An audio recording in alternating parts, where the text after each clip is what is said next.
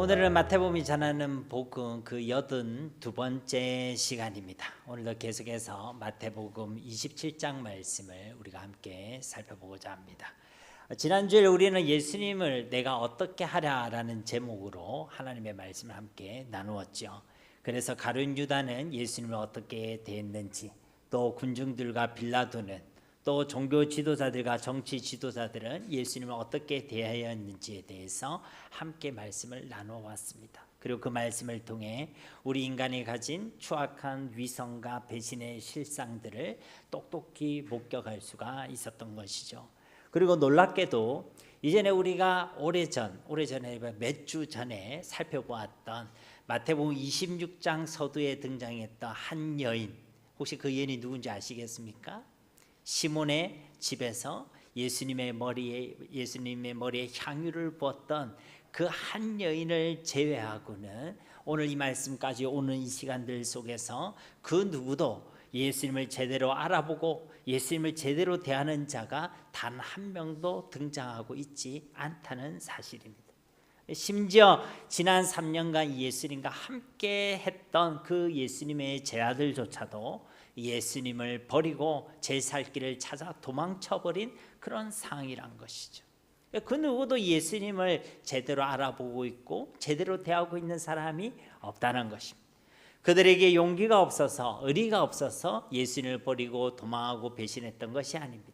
그들이 진짜 예수님이 어떤 분이신지를 알지 못했기 때문에, 예수님에 대하여 그들이 철저히 무지했고 예수님을 완전히 오해했기 때문에 이들은요 예수님을 이렇게밖에 대할 수 없었던 것입니다. 우리가 흔히 불신앙이라는 표현을 사용하지요. 그런데 이 불신앙이란 것은 단순히 교회에 다니지 않음이나 안 믿는 것을 의미하는 것만이 아닙니다. 예수님에 대해서 우리가 무지한 것, 그것이 바로 불신앙입니다. 예수님을 내 목적을 위해 마음대로 오해하는 것, 그것도 바로 불신앙인 것입니다. 말 그대로 바른 믿음이 아닌 모든 상태가 바로 불신앙이란 것이죠. 이런 의미에서 볼 때 지금 예수님께서 잡히시고 불법 재판을 받으시고 또 이방인인 총독 빌라도에게 신문을 받으시는 이 모든 과정들 속에서 이 예수님을 제대로 믿는 사람은 단 한 명도 없다는 것이죠. 그래서 이들은 다 예수님을 엉터리로 대했습니다. 자기를 위해서 예수님을 버려버리고 자기의 목적을 위해서 예수님을 배신하고 자신의 안위와 자기의 잘됨을 위해서는 알고도 순종하지 않고 알고도 예수님이 아니라 세상을 택했던 것입니다. 그렇게 세상의 시기와 또 세상의 선동에 미혹되어져서 이들은 결국 바라바가 아니라 예수님을 십자가에 달아라 라고 소리를 질러댔던 것입니다. 그런데 이렇게 깜깜하고 어두운 상황 가운데서 우리가 주목해야 될 분이 있습니다. 바로 우리 예수님이십니다. 오직 이 예수님만큼은 이런 세상의 무지함과 불신앙의 그 어둡고 깜깜한 가운데서도 홀로 묵묵히 그 십자가의 길을 걸어가고 계십니다. 그들이 유대인이 되었던 이방인이 되었던 모두가 다 무지함과 불신앙 가운데서 눈이 멀어서 지금 하나님의 아들 그리스도를 죽이려는 세상에서 가장 끔찍한 죄를 결정하고 그것을 외쳐대고 그것을 실행하고 있는 가운데서 놀랍게도 이 예수님께서는 바로 그 죄인들을 위해서, 바로 자기를 그렇게 죽이라고 외쳐대는 그 원수들을 위해서 그들을 구원하시는 이 십자가의 길을 홀로 묵묵히 걸어가고 계셨다는 것입니다. 무엇 때문이겠습니까?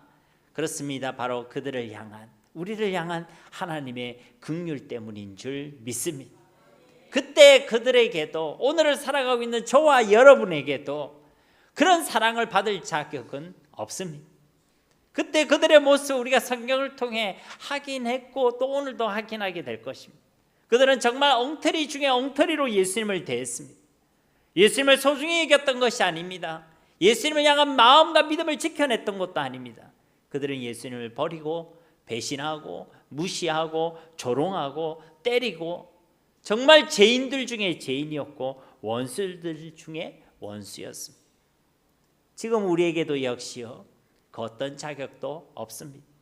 우리의 삶 가운데도 하나님께서 우리를 구원할 만한 그 놀라운 사랑을 받을 만한 그 어떠한 선함과 어떠한 의와 어떠한 자격도 없다는 것입니다. 그런데도 그때 그들을 위해서도 지금 오늘을 살아가는 저와 여러분 우리를 위해서도 예수님께서는 저 모진 고통을 받으셨고 저 십자가에서 우리를 대신하여 죽기까지 하셨다는 것입니다. 무엇 때문이라고요? 우리를 향하신 하나님의 긍휼, 우리를 향하신 그 하나님의 사랑 때문이란 것입니다. 오늘 우리가 마주할 본문 말씀 속에서도요, 이 예수님을 제대로 대하고 있는 인간은 한 인간도 없습니다. 오히려 온 세상을 구원하기 위한 그 십자가의 길을 묵묵히 걸어가시는 예수님을 조롱하고 핍박하고, 또 오늘 설교의 제목처럼 그 십자가에서 내려오라고 외쳐대며 예수님을 미혹하고 걸려 넘어뜨리려고 만들고 있습니다. 그러나 그런 세상의 조롱과 거대한 미혹 가운데서도 우리 예수님께서는 그 십자가의 길을 묵묵히 홀로 걸어가고 계셨다는 것입니다. 끝까지 우리를 사랑하여 주셨고, 그렇게 우리에 대한 그 하나님의 사랑을 확정해 주신 줄로 믿습니다. 그럼 온 세상 오늘 본문 말씀을 보고 있으면요, 온 세상은 다 무지하고 다 어둡고 깜깜하게 보입니다. 그런데 우리 예수님께서는 홀로 빛나고 계세요. 홀로 빛나는 그 긍휼로 저와 여러분을 사랑한다라고 말씀해주고 계신다는 것입니다. 그럼 오늘도 우리에게 주시는 말씀을 통해서 이 주님의 사랑을 다시금 분명하게 확신하시고 이 주님을 본받는 믿음과 승리가 우리 가운데도 있게 되기를 예수님의 이름으로 축복합니다. 먼저 27절 말씀을 보시면, 이에 총독의 군병들이 예수를 데리고 관정 안으로 들어가서 온 군대를 그에게로 모으고, 이에란 것은 앞의 말씀과 이어지고 있다는 것이죠. 그때라는 의미입니다. 예수님 대신에 바라바를 풀어주기를 결정하고 그 빌라도와 관정에서 예수님을 채찍질하고 십자가에 못 박히게 넘겨주는 것을 결정한 다음에 그것과 연결되고 있다는 것입니다. 그때 뭐 했냐? 예수님을 끌고 호송할 군대를 불렀다는 거예요. 근데 요 오늘 말씀에 보면요, 이 군대를, 온 군대를 그에게 모았다라고 표현합니다. 그러니까 여기 군대의 일부를 부른 게 아니라 군대 전체를 불렀다는 거예요. 근데 이 군대로 사용된 이 헬라어 단어는요, 그냥 500에서 600명이나 되는 보병대, 정규군을 의미하는 것입니다. 그러니까 지금 예수님께서요, 겨우 군인 몇 명한테 조롱을 당하고 수치를 당하고 있는 상황이 아니란 것이죠. 600대 1, 500대 1이라는 압도적인 인원과 폭력과 조롱 앞에서 예수님께서 그것을 홀로 감당하고 계시는 것입니다. 그리고 28절부터는 이제 500대 1, 600대 1, 이 로마 군사들에 의한 예수님에 대한 조롱과 핍박의 내용이 구체적으로 기록되어져 있습니다. 28절 29절 말씀에 그의 옷을 벗기고 홍포를 입히며 가시관을 엮어 그 머리에 씌우고 갈대를 그 오른손에 들리고 그 앞에서 무릎을 꿇고 희롱하여 이르되 유대인의 왕이여 평안할지어다 하며, 그러니까 이 군사들이 어떻게 하고 있느냐, 일단 예수님의 알몸이 다 드러나도록 옷을 다 벗기고 있어요, 여러분. 그래서 사실은 미리 옷 벗길 이유가 없습니다. 십자가에 달을 때만 이렇게 벗기면 되는 건데 지금 미리 다 벗기고 있어요. 그 많은 사람 앞에서 옷을 벗긴다는 그만큼 그에게 수치를 주는 것이고 그를 지금 조롱하고 있는 것입니다. 근데 여러분 앞에 26절에서 예수님이 이미 두들겨 맞았죠. 채찍에 맞으셨어요. 우리가 채찍이라는 게 그냥 회초리 같은 그런 것이 아닙니다. 그 당시 이 채찍은요, 살점을 뜯어내는 그런 채찍입니다. 예수님이 채찍질을 당해서 지금 온 몸이 피가 범벅이 됐겠죠. 그러면 이제 그게 옷을 입고 있었으니 그 옷도 아마 득지득지 붙어 있었을 것입니다. 옷도 아마 상해 있었겠죠. 그 상한 옷, 찢은 옷을 벗겨버리고 또 채찍에 난 그 상처난 그 알몸을 온전히 드러나게 만들었다는 것입니다. 그러니까 이 로마 군인이 얼마나 잔인했는지를 알 수 있는 것이죠.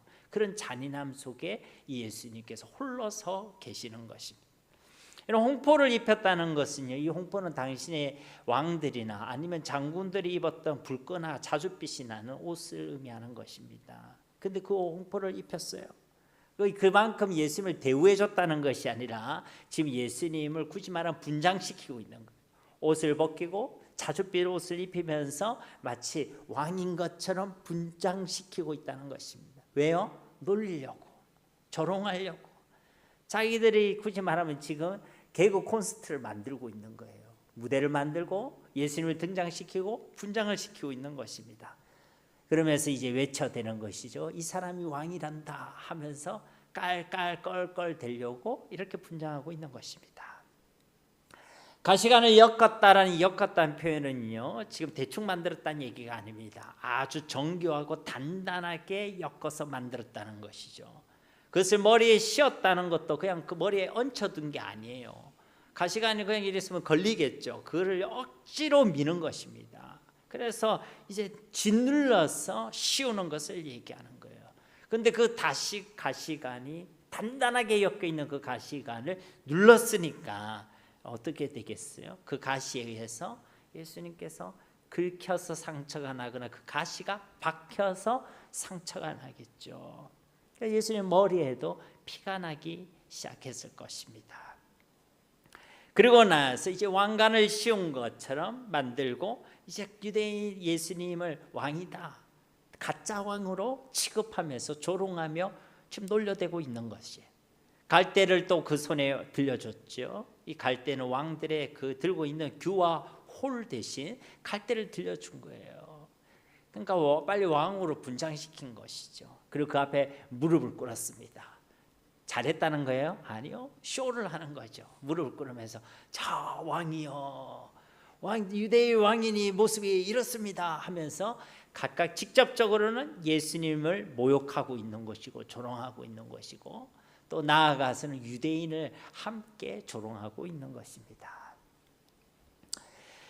예수님은 진짜 왕이셨지만 이 로마 군인들은 예수님을 가짜 왕으로 취급했다는 것이죠. 그리고 이 수백 명의 군인들이 진짜 왕이신 예수님을 조롱하고 빈정대고 놀려댔다는 것입니다. 그러니까 여기서 희롱했다는 이 단어가 시제로 보면 미완료 시제로 되어 있어요. 그 말은 한 번이 아니라 계속 희롱했다는 것입니다. 어느 한 명만 유대인의 왕이요 하고 무릎을 꿇은 게 아니라 그 500명, 600명이 되는 그 군인, 수백 명의 군인들에 의해서 이러한 조롱과 빈정됨이 계속 반복되고 있었다는 거예요. 그러니까 이게 짧은 시간이 아니라 꽤 긴 시간 동안 이 예수님께서 이 조롱과 핍박을 받고 있음을 우리가 확인할 수가 있는 것입니다. 왜냐하면 이들에게 있어서 이 예수님은요 전혀 왕으로 보이지 않았기 때문에 그런 것입니다. 예수님을 볼 때 예수님이 초라해 보였을 것입니다. 예수님이 진짜 죄인으로 보였었겠죠. 예수님이 정말 우습게 보였을 것입니다. 그래서 이들은 진짜 왕이시고 만왕의 왕이시고 그리스도이신 예수님을 전혀 알아보지 못했던 것이죠. 그래서 이 예수님을 이와 같이 대했던 것입니다. 예수님에 대한 그 무지함이, 예수님에 대한 오해와 그 불신앙이 진짜 왕이신 예수님을 가짜인 것처럼 정말 초라하고 아무런 능력이 없는 그냥 우스운 한 사람으로 대하게 만들었다는 것입니다. 무엇 때문이라고요? 예수님이 누구인지를 알지 못하는 그 무지함과 그 오해들과 불신앙이 예수님을 이렇게 대하게 만들었다는 것입니다. 결국 이 모습들은 우리에게 어떤 사실을 알려주고 있느냐면 결국 이 불신앙과 무지함이 예수님을 대하는 우리의 삶을 이와 같이 결정하고 있음을 보여주고 있다는 것입니다. 오늘 내가 예수님을 대하는 그 태도와 우리의 마음이 우리가 예수님을 어떻게 알고 있느냐, 우리가 예수님을 어떻게 믿느냐를 보여주는 지표가 된다는 것입니다. 정말 예수님을 바로 알고 바로 믿는 저와 여러분이 되기를 주님의 이름으로 축복합니다. 그렇지 않으면 우리도요 예수님을 우습게 할 수 있어요. 그래서 우리의 생명에 도전이 왔을 때 우리는 예수님을 버리게 될 것입니다. 세상의 시험과 유혹이 왔을 때 예수님과 세상을 바꾸게 될 것입니다.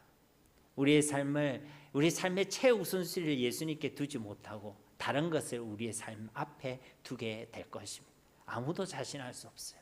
내가 예수님을 어떻게 알고 어떻게 믿느냐가 그것을 결정하게 만든다는 것입니다. 30절 말씀에도 그에게 침 뱉고 갈대를 빼앗아 그의 머리를 치더라. 그 이제 예수님을 향해 이제 침도 뱉어요. 얼마나 무시했으면, 얼마나 예수님 우스워 보였으면 예수님에게 침을 뱉습니까? 또 이제 왕이 지팡이로 줬던 그 갈대를 다시 빼앗아 가지고 이제 갈대로 예수님을 때리고 있어요. 이 때렸다는 이 표현도 미완료형으로 되어 있습니다. 한 번을 때렸다는 게 아니라 그냥 계속해서 때렸다는 거예요. 그냥 이렇게 툭툭 쳤다는 것이 아니라 퍽퍽 소리가 나도록 반복적으로 그 갈대로 예수님의 머리를 쳤다는 것이죠.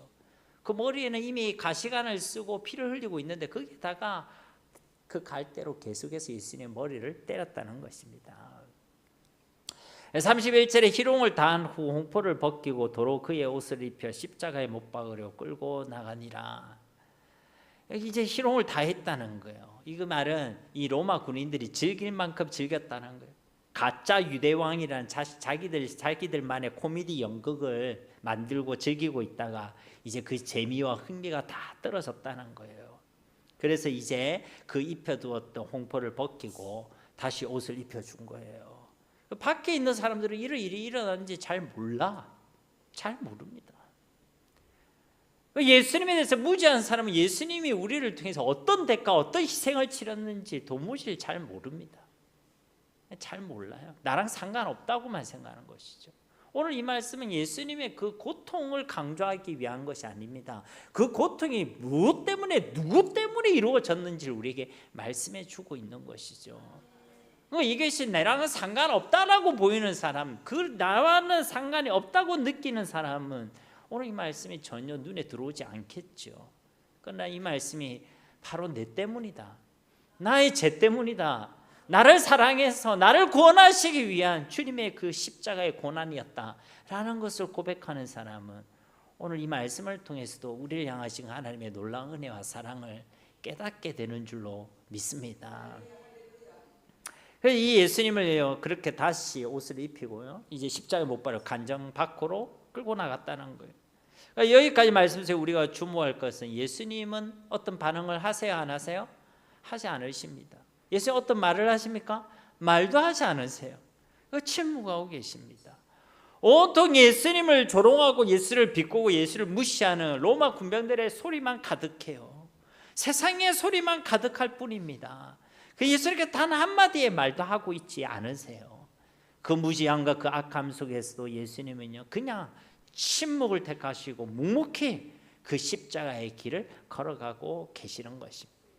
우리들 같으면 너무나도 화가 나고 우라통이 터지고 억울해서 충분히 분노도 하고 소리도 지를 만한데, 또 분명히 예수님께 진짜 왕이시고 하나님이시기 때문에 충분히 그들을 심판하실 수 있는 권세와 능력을 가지고 계시는데도 예수님께서는요 묵묵히 침묵을 택하시고 그 십자가의 길, 그 사망의 길을 걸어가고 계신다는 것입니다.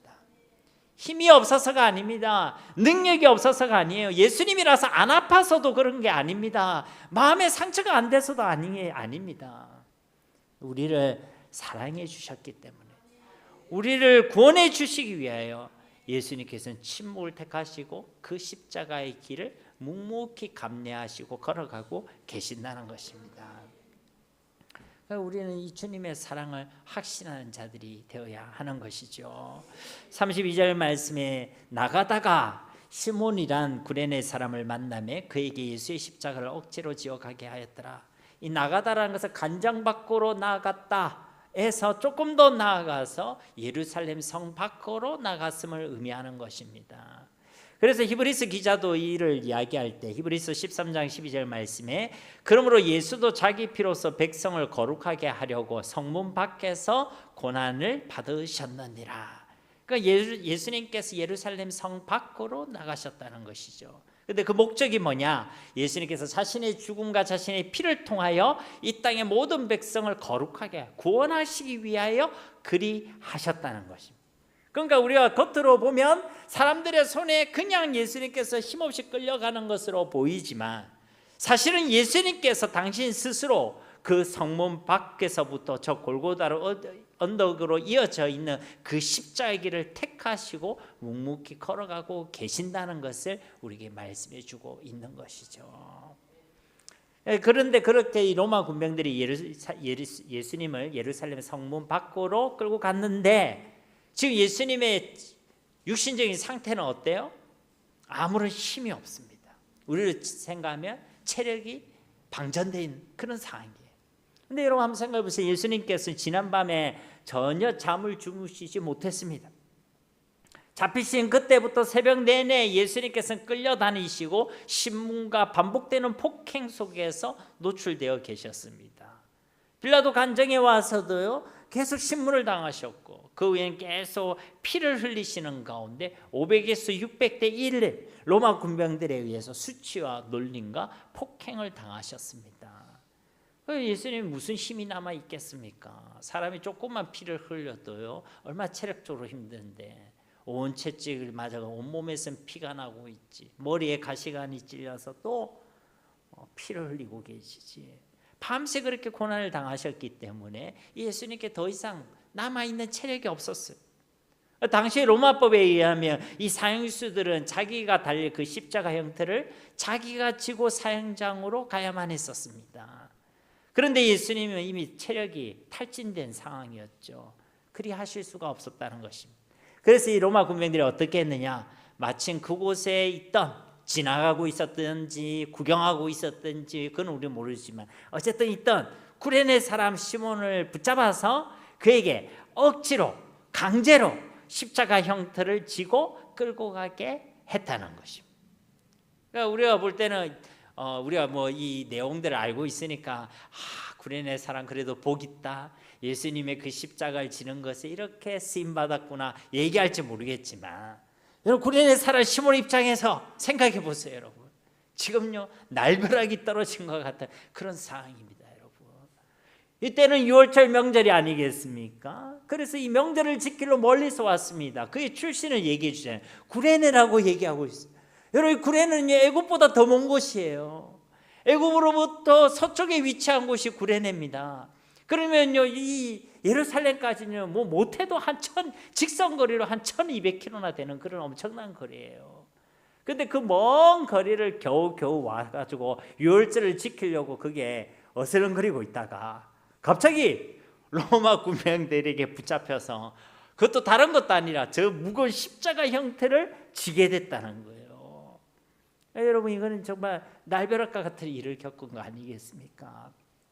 불신자들 같으면 뭐라고 얘기하겠어요? 아이고 어떻게 그걸 잘 아세요? 그렇죠. 참 오늘 재수가 없네 이렇게 얘기하지 않겠어요? 그러니까 이 구레네 사람 시몬의 입장에서는요 로마 군병들에 대해서 어떤 마음이 들겠어요? 막 원망하고 분노되는 마음이 있겠죠. 또 이렇게 만든 예수님에 대해서도 얼마든지 원망스러운 마음이 생길 수 있겠죠. 근데 여러분 마가복음 15장 21절에 보면요, 마치 알렉산더 루포의 아버지 구레네 사람 시몬이 시골로부터 와서 지나가는데 그들이 그를 억지로 같이 가게 하여 예수의 십자가를 지우고, 오늘 말씀의 병행 본문이죠. 근데 여기에는 이 마가는요 이 구레네 사람 시몬이 어떤 사람인지를 또 덧붙여서 추가적으로 설명하고 있습니다. 알렉산더와 루포의 아버지라고 표현하고 있죠. 근데 이 루포가 또 어디서 등장하냐면 로마서 16장 13절 말씀에 보시면 주 안에서 택하심을 입은 루포와 그의 어머니에게 문안하라. 그의 어머니는 곧 내 어머니니라. 이거 누가 하는 말이죠? 바울이 하고 있는 말이에요. 그 구레네 사람 시몬을 통해서 이후에 그의 아내도 또 그의 자녀들도 결국은 택하심을 입은 하나님의 자녀들, 그리스도인들이 되게 되었다는 것입니다. 그런데 여러분 우리가 기억할 것은 이 구레네 사람 시몬에게는 어떤 선택권도 없었습니다. 그가 희망한 것도 아니고 그가 소원한 것도 아니고 그가 자원한 것도 아니에요. 강제로 억지로 이 예수님의 십자가를 대신 들게 되었던 것이죠. 분명히 그의 마음에는 하필 왜 나인가, 스스로도 참 운이 없구나라고 생각했을 수도 있었을 것입니다. 로마 군병이나 예수님에 대해 원망하는 또 불평하는 마음이 가득했을 수도 있었겠죠. 그런데 바로 여기에서 놀라운 반전의 역사가 일어난 것입니다. 그가 억지로 강제로 마지못해 지게 된 그 십자가가 역설적이게도 결국은 시몬과 그의 가정의 가문을 완전히 바꾸게 만드는 하나님의 구원의 은혜의 통로가 되게 되었다는 것입니다. 그래서 그 후에 그의 아들 알렉산더 루포는 초대교회의 위대한 영적인 리더들이 되었죠.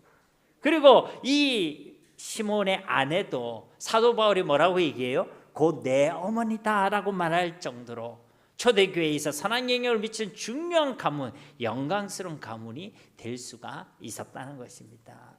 이것은 오늘을 살아가는 저와 여러분에게도 동일한 것이죠. 우리가 자원하는 심령으로, 소원하는 마음으로 우리가 주님의 주시는 그 십자가를 짊어지면 더 괜찮겠죠. 그런데 때때로 우리의 의지와 뜻과 상관없이, 오늘 말씀에 표현하지만 억지로, 어쩔 수 없이 강제로 지게 되고 떠맡게 되는 우리의 십자가가 분명히 있을 수 있습니다. 그렇게 내가 억지로 지게 된 그 십자가 앞에서 우리도 생각하겠죠. 왜 하필 나에게 이런 십자가를 주십니까? 왜 나에게 이런 십자가를 주시고 왜 나로 하여금 이런 십자가를 지게 만드십니까? 그렇게 생각할 수 있습니다. 그것이 어떤 문제일 수도 있고, 어떤 사건일 수도 있고, 어떤 사람일 수도 있고, 어떤 사명이나 직분일 수도 있고, 어떤 연약함이나 질병일 수도 있고, 어떤 부족함일 수도 있습니다. 근데 바로 그때 오늘 이 구레네 사람 시몬을 기억하시라는 것입니다.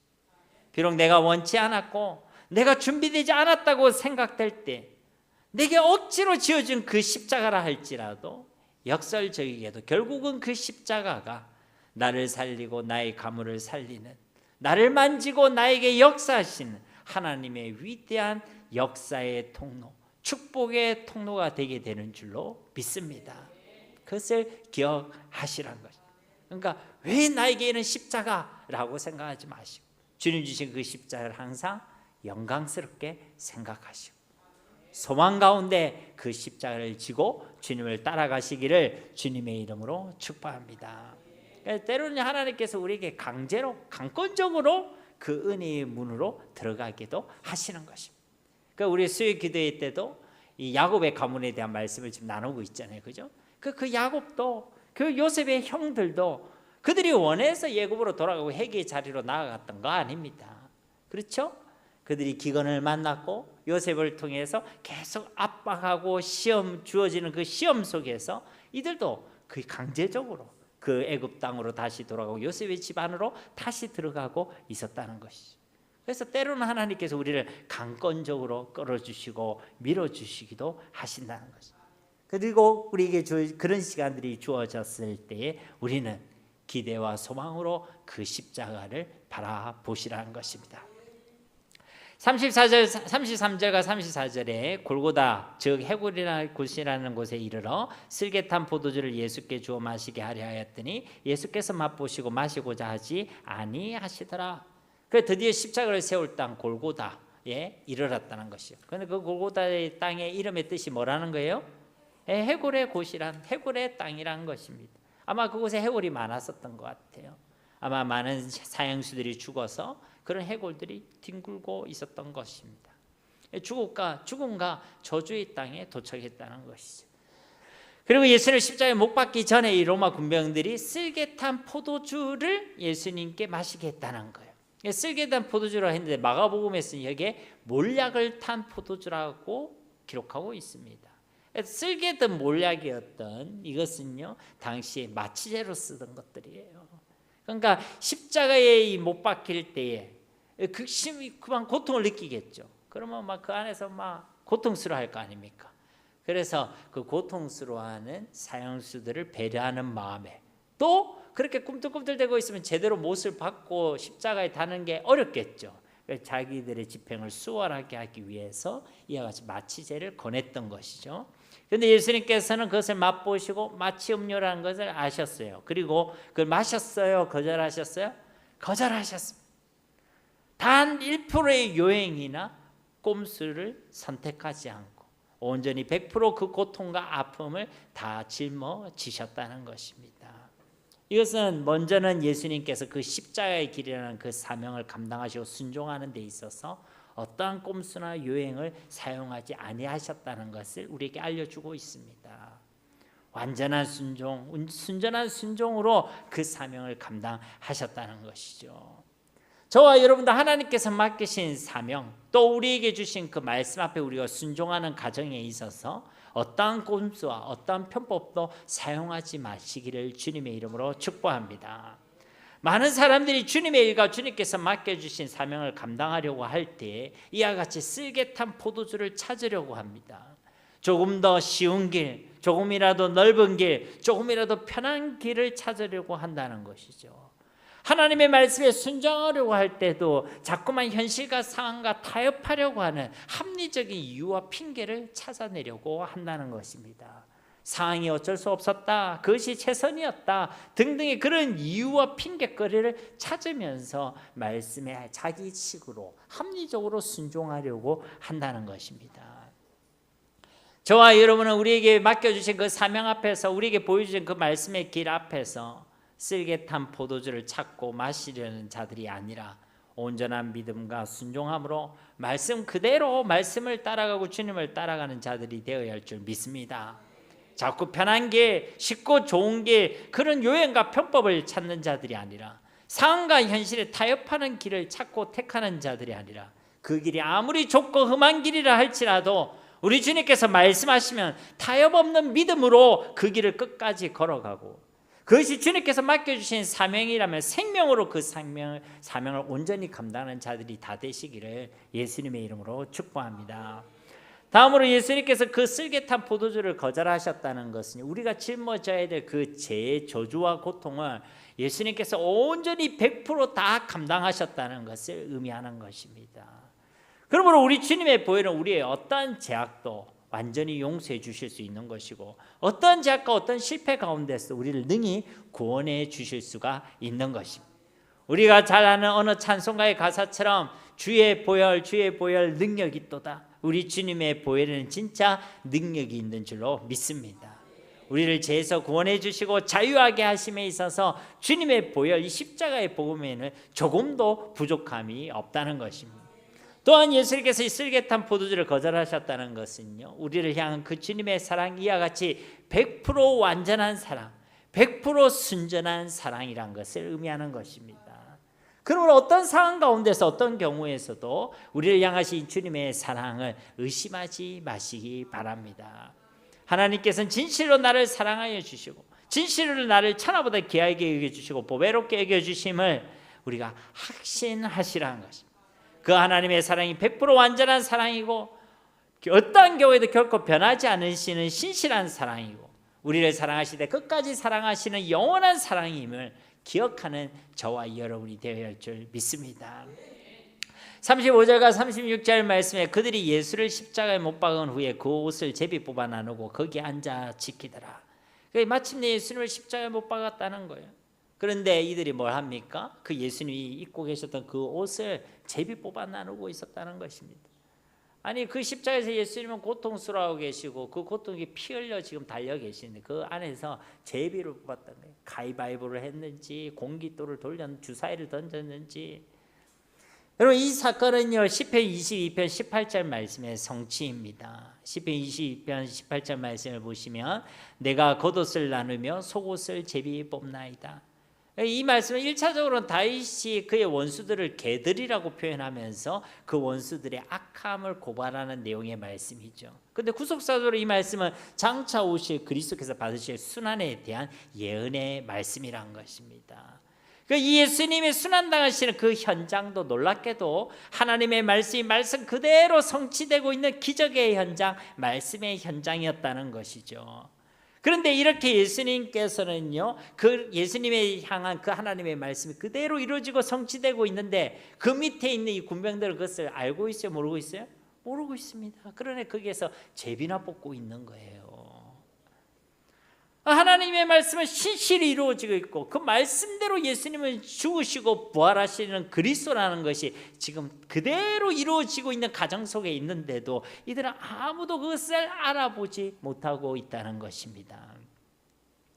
거기 앉아 지켰다는 것은 이제 이 예수님을 건드리는 사람이 있을까 싶어서 지켜보는 것이요. 뭐 그 옆에 있는 강도들도 마찬가지고 혹시 뭐 도우려 오거나 구원하러 오거나 뭐 건드리는 사람이 있을까 싶어서 감시하고 있는 것이죠.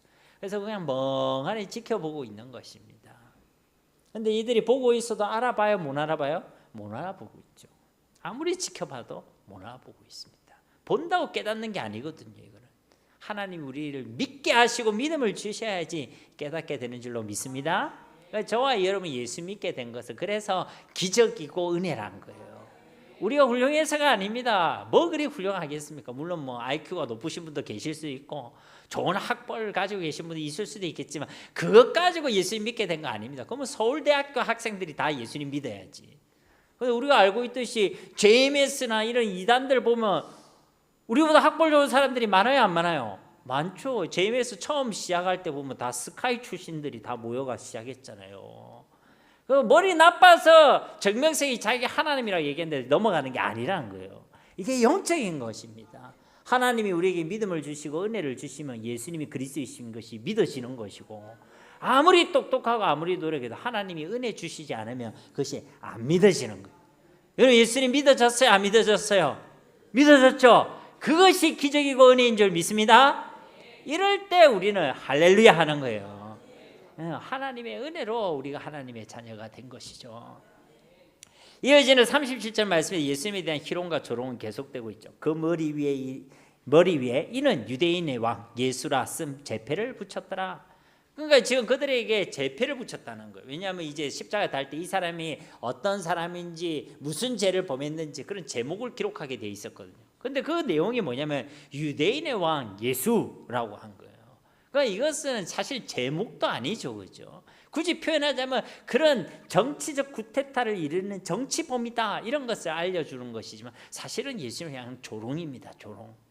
그러나 하나님 편에서는 이 일을 통해서 진짜 예수님이 왕이심을 증가하고 있는 것이죠. 온 세상을 구원할 유대인의 왕임을 분명하게 증가하고 있다는 것입니다.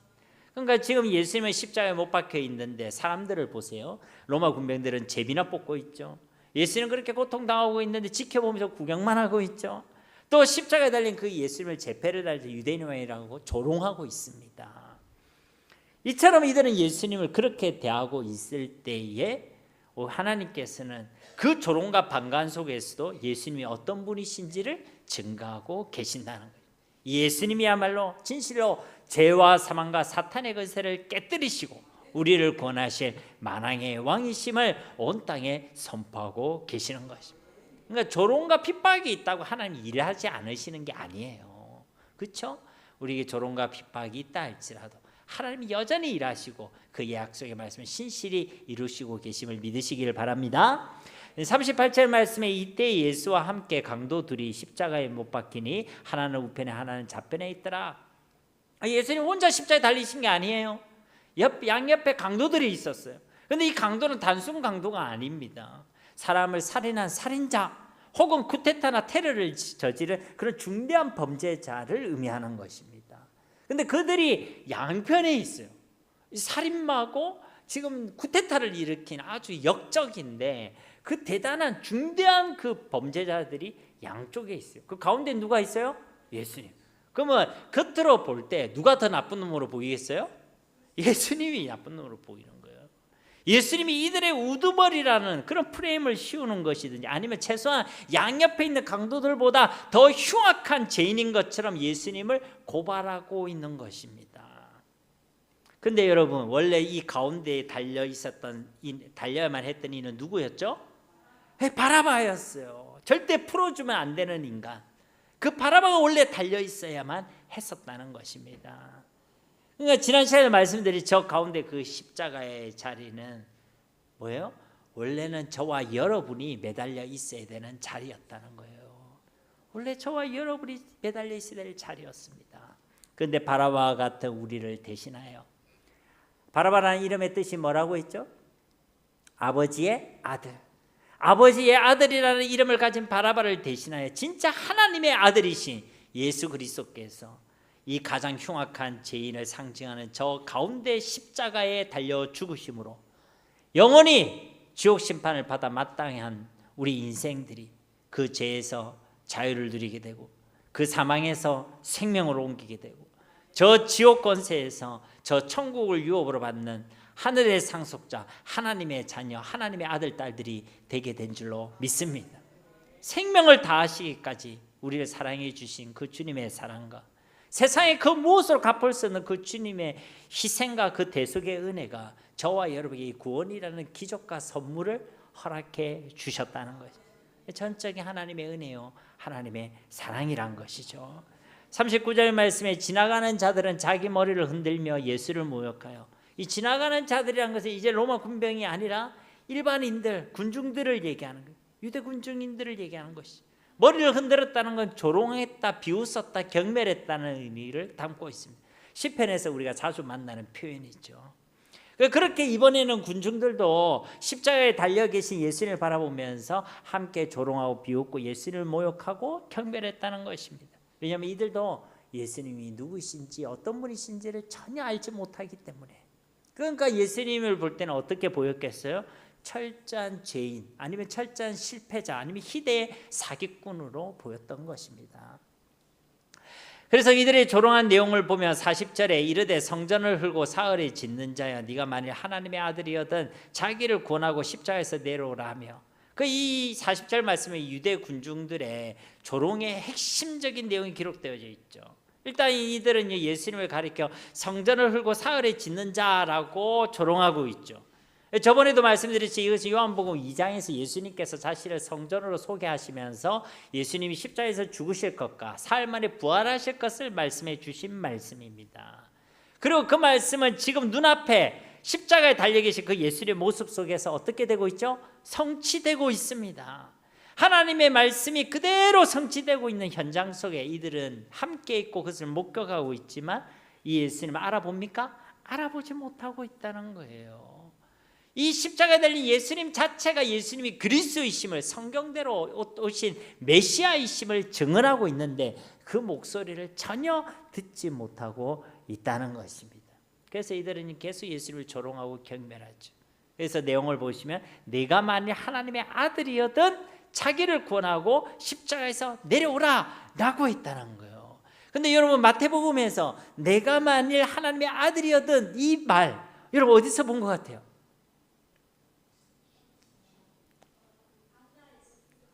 광야에서. 그러니까 여러분들이, 우리는 사실 훌륭한 분들이 많아요, 그렇죠? 그러니까 마태복음 4장에서 광야에서 예수님이 시험 당하실 때 바로 이 마귀가 이 표현을 그대로 사용했죠. 그러니까 오늘 이 얘기는요, 지금 예수님을 시험하는 내용입니다, 여러분.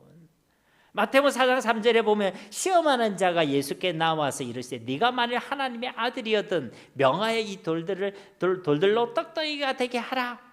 그러니까 마귀가 지금 뭐라고 하면서 예수를 시험하느냐? 네가 만일 하나님의 아들이었든, 네가 진짜 하나님의 아들이 맞느냐? 그러면 이 돌들을 떡덩이가 되게 하라. 배고프신 예수님을 향해 네가 하나님의 아들이거든, 당신이 가지고 있는 그 능력과 건세를 행하셔서 자기의 배고픔과 자기의 구원을 위해 그 능력과 건세를 사용해라, 이렇게 유혹하고 있다는 것입니다. 그러니까 이 핵심 뭐예요? 자기를 위해 살아가라, 그리고 세상의 것으로 살아가라, 하나님의 아들을 보고 그렇게 유혹하고 있다는 거예요. 예수님께서 뭐라고 얘기합니까? 이어진 4절에 보면 예수께서 대답해 이르시되 기록되었을 때 사람이 떡으로만 살 것이 아니요 하나님의 입으로부터 나오는 모든 말씀으로 살 것이라 하였느니라 하시니.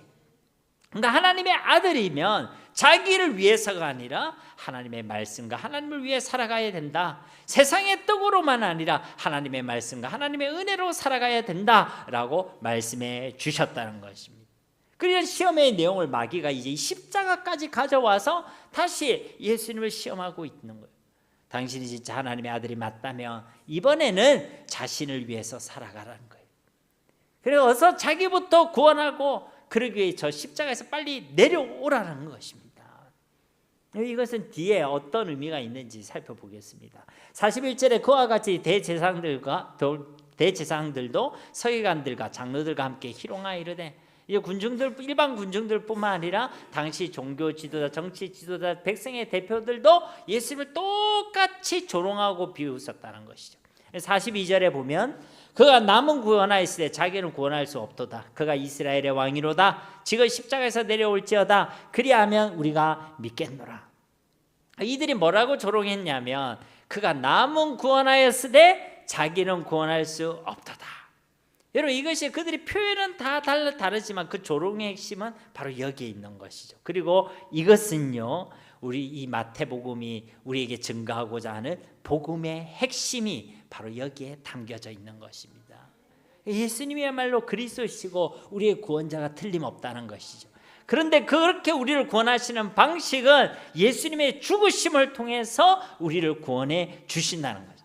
예수님 자신이 살고 자신이 십자가의 고통을 피하고 자신이 그 십자가에서 내려오는 방식이 아니라 예수님께서 우리를 대신하여 저 십자가에 매달려 끝까지 죽으시는 그 방식을 통하여 그 주님의 죽으심으로 우리가 살아나고 우리가 구원을 받게 되는 것이 하나님의 방식이요 이 십자가 복음의 핵심이고 정수라는 것입니다. 그래서 마귀는 계속해서 이 십자가에 달리신 예수님 앞에 사람을 통하여 계속 미혹하고 방해하는 것이죠. 십자가에서 내려오라는 거예요. 마귀가 예수님 걱정돼서 그럽니까? 정말 예수님을 위해서 십자가에서 내려오라고 그럽니까? 아닙니다. 예수님을 위해서가 자기들이 그래야 살기 때문에 그런 거예요. 예수님을 위해서가 아니라 마귀 입장에는 자기들을 위해서 지금 이 요구를 하고 있는 것입니다. 왜냐하면 예수님의 그 십자가의 죽으심과 부활을 통해 마귀의 권세가 깨뜨려지고 저들의 머리가 박살나고 죄를 통해 장난질하는 그 모든 마귀의 일이 멸해지기 때문에 그런 것입니다. 그러니까 그 죄와 사망에 묶여있던 모든 인생들이 이 십자가 부활을 통해 자유와 영원한 생명을 얻을 수 있는 구원의 길, 생명의 길이 열리기 때문에 이 마귀는요 그것을 막으려고 하는 거예요. 군중들을 통해서도 당시 지도자들을 통해서도요 거듭 시험받고 유혹하고 있는 것입니다. 그러니까 겉으로 보면 세상에 많은 사람들이 예수님을 조롱하고 비웃는 것처럼 보이지만 이 실상은 뭐예요? 지금 악한 마귀가 살아남으려고 그야말로 발악을 하고 있는 것입니다. 여러분 이것이 우리를 향한 교회를 향한 복음을 향한 세상의 조롱과 핍박의 영적 실체인 거예요. 그러니까 그들이 조롱하고 핍박하는 것은 그들의 힘이 세거나 강해서가 아니란 것이죠. 복음 앞에서 그들이 살고자 하는 최후의 발악, 최후의 극렬한 저항을 하고 있는 것일 뿐이란 것입니다. 그러니까 우리가 세상의 조롱과 핍박 앞에서 두려워하거나 낙심할 이유가 없는 것이죠. 저 십자가에서 내려오라는 말에 달콤한 말로 들었고 거기서 내려갈 이유도 없다는 것입니다. 여러분 이 십자가는요 예수님께서 맡으신 그 사명과 그리고 순종을 뜻하는 것입니다. 우리 주님께서 십자가를 지셨다는 것은 이 땅을 구원하기 위하여 받은 그 사명을 생명을 다해 감당하셨다는 것이고 동시에 하나님의 말씀과 그 뜻에 죽기까지 믿음으로 순종하셨다는 것입니다. 세상은 오늘도 이런 이유 저런 이유를 대면서 우리에게도 유혹하고 시험합니다. 그 십자가에서 내려오라는 거예요. 그 사명에 기해서 떠나라는 것입니다. 그 순종의 걸음을 이제 멈추라고 우리를 유혹하고 있다는 것입니다. 그 말을 듣고 십자가에서 내려가면 되겠습니까? 안 되겠죠. 물론 우리가 십자가를 지고 살아가는 것은요 결코 쉬운 일이 아닙니다. 주신 사명을 감당하고 세상의 방식, 세상의 떡이 아니라 자기를 위해서 살아가는 것이 아니라 주신 사명을 위하여 살아가고 믿음과 순종으로 말씀으로 살아간다는 것, 그것이 결코 쉬운 일이 아닙니다. 그래서 이 십자가에 달리시 그 사건을 두고 예수님께서도 겟세마네 동산에서 그렇게 간절히 기도하신 이유도 바로 거기에 있는 것이죠. 오직 하나님의 은혜와 성령의 도우심으로만 우리는 이 십자가의 길을 온전히 끝까지 걸어갈 수가 있는 줄로 믿습니다. 우리가 분명히 기억할 것은 우리의 살 길과 우리의 진짜 복된 생명의 길이 십자가 밑에 십자가 아래에 있는 것이 아니란 거예요. 십자가 위에 있음을 기억하시기를 바랍니다. 그래서 그 십자가에서 내려오라는 그 유혹 속에서도 흔들리지 않는 저와 여러분이 되어야 할 줄 믿습니다. 43절과 44절 말씀에 그가 하나님을 신뢰하니 하나님이 원하시면 이제 그를 구원하실지라 그의 말이 나는 하나님의 아들이라 하였도다 하며 함께 십자가에 못 박힌 강도들도 이와 같이 욕하더라. 43절에서 이 종교 지도자들이 예수님을 비방하는 조롱하는 내용을 보면요 지금까지 예수님의 삶 전체를 부정하고 조롱하고 있죠. 그 이들이 요약하고 있는 예수님의 삶의 내용은 뭡니까? 하나님을 신뢰했다는 거예요. 그 지금까지 믿음으로 살아왔다는 것입니다. 그런데 이들이 뭐라고 했냐? 그래, 너는 하나님을 믿는다고 하는데 왜 네 지금 현재의 모습, 네 꼬라지는 이 모양 이 꼴이냐라고 조롱하고 있다는 것이죠. 아니, 네 하나님 믿는다고 지금까지 살아오지 않았어? 그런데 지금 네 꼴이 뭐야?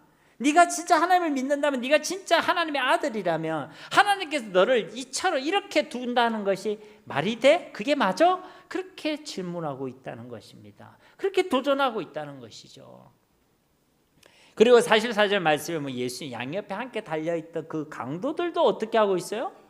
예수님을 욕하고 함께 조롱하고 있어요. 어떤 의미에서 정말 대단하지 않습니까? 그들도 십자가에 매달려 죽어가고 있어요. 함께 조롱받고 있고 함께 죽어가고 있고 함께 고통받는 상황입니다. 근데 그 고통과 조롱 가운데 죽어가면서도 이들이 예수님을 어떻게 하고 있어요? 욕하고 있어요. 이것이 우리 인생의 모습이고 본질이라는 것입니다. 죽을 때까지도, 죽는 그 순간까지도 자기도 죄인이면서 자기도 그 죄와 저주 가운데 묶여 있으면서도 예수님을 주로 인정하지 않는다는 것이죠.